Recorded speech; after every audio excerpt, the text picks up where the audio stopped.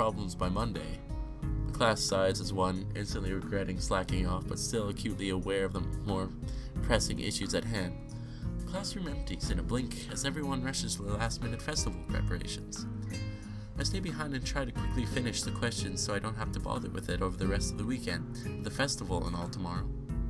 Hey, apart from me, Hanako is the only one left, obviously waiting for Lily. It's weird that Lily comes all the way to our classroom to pick her up. I expect that moving around is at least nominally harder for her than it is for Hanako.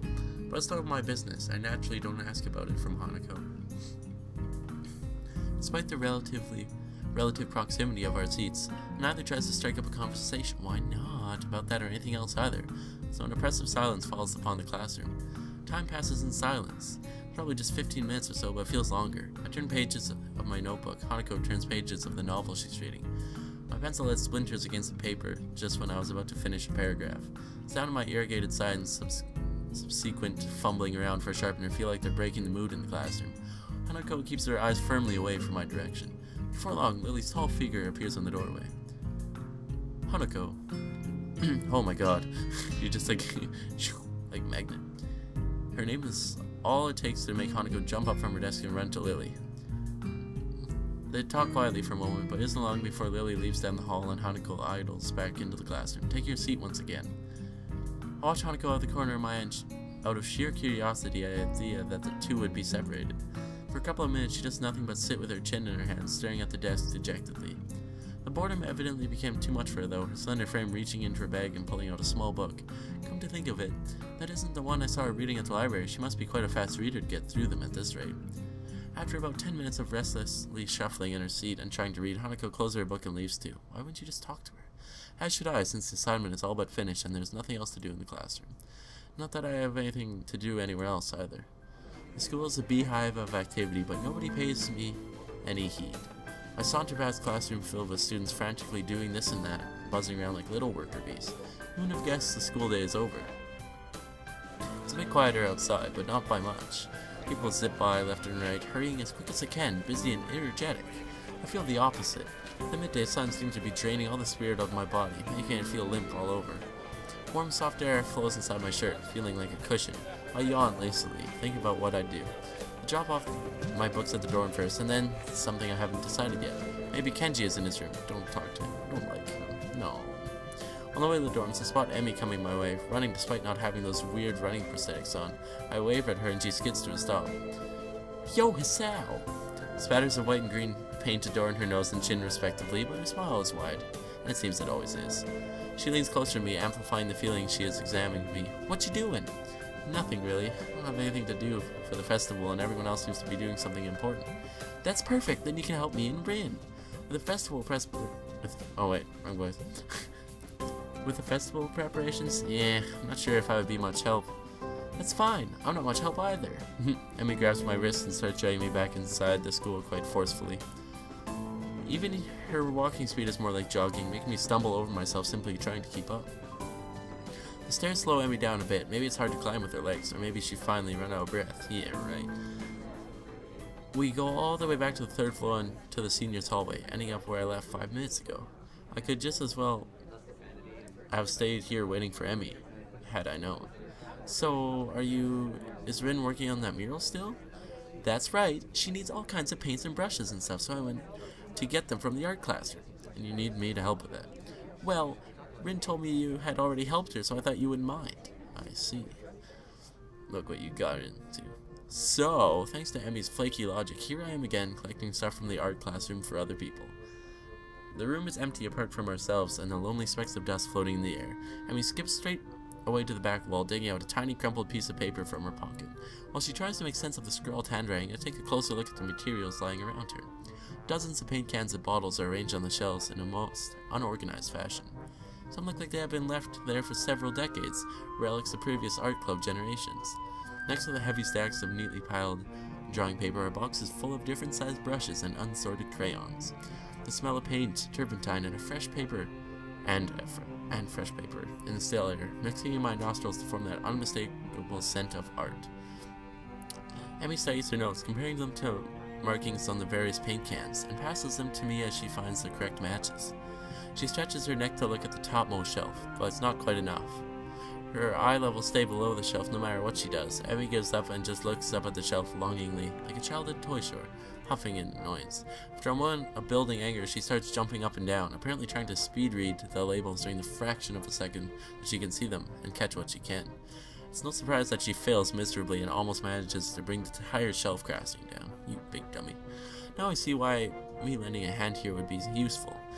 Come on, let me do that. You can't jump high enough. I don't want you to hurt yourself trying. Also, I'm like twice your height. You are not. She turns around, flaring scorn, flushed cheeks and all. Just kidding. Anyway, I'll look up there, okay? She glares at me one more time, but can't come up with a retort. With a grudging turns her back to me. So I begin scrounging around the top shelf for paint while below Emmy crouches to scavenge what she can find from the cupboards. I shake my head a little after double checking to ensure she can't see me do so. Emmy having a complex about her height was a surprise. I wouldn't have joked about it otherwise.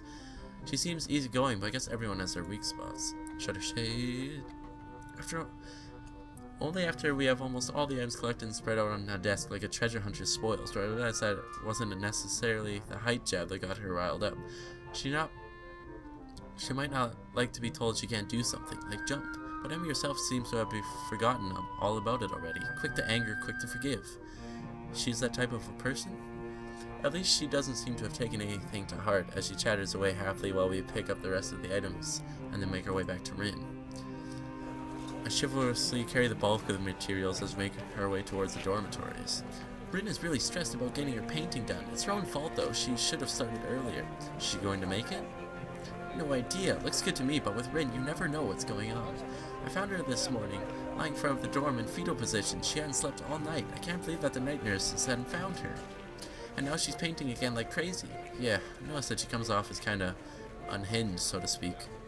Emmy giggles at that, as well as at my likely too obvious awkwardness. I don't mind it. She's a little weird sometimes. Oh, that I can agree with her. Unlike me, Emmy seems to be cool with Rin's, whatever it is that feels so off about her. I'm cool with that. What are you doing, Hisao? Why you don't think she's cool? Still, they don't feel close like Misha and Shizune do. With them working as a single entity sometimes, it's hard to say where one ends and the other begins, even though they're so different, just like Emmy and Rin are. And Rin is the most different of them all. Different from anyone else I've ever met. Yeah, I guess she's a very unique person. I return to that word again, as if it encompasses Rin's personality by itself, but really it's just a substitute for a lengthy description of her oddities. Emmy giggles as I grasp about for a properly descriptive word. She's just weird. You know, earlier, she just spent half an hour sitting on her box and stared at her toes. She giggles again in a way that makes me think she doesn't know what's funny about it. It just is. I like that kind of humor. All that time. The working area is a mess, but the mural itself has taken over even more of the walls since I last saw it. Ew. Disfigured human figurines are mostly colored in tones of red, pink, and orange. Weird. Imaginary. Things populating the spaces in between. It looks nice. I can't think of any word that would describe the work concisely and comprehensively, so I settle myself on a nondescript nice. But honestly, it seems like the area around the wall becomes untidier at the same rate as the mural progresses. The ground is littered with dozens of paint cans, various art supplies, and empty soda bottles. Rin herself is in the center of the chaos, standing there looking very cozy as if she was a natural part of the scene. Her pant legs have been rolled up to her knees, exposing her thin legs, which sport a drying spectrum of war paintings, similar to those on Emmy's face. Emmy sprints to Rin, ahead of me, and gleefully jumps in front of her. I'm back! That was fast. Did you run in the corridors again? Hisao, help me! Emmy points victoriously at me. Rin turns around, following Emmy's finger with her eyes, looking in my general direction. Look at her face, goddammit. She nods absent-mindedly at me. She looks like she hasn't slept since last night, a vacant glazed stare that's focused slightly off me, and movements like in a slow-motion movie. Hello, Hisao. Thank you for the help. Don't mention it. I just did. Never mind. Looks like you've made progress, looking good as far as I can tell. But now you get more bad luck. I know, but I'm willing to take the risk. That's a very nice thing to say. For me, of course, not for you. This is why artists are always unlucky. They have to constantly look at their unfinished paintings.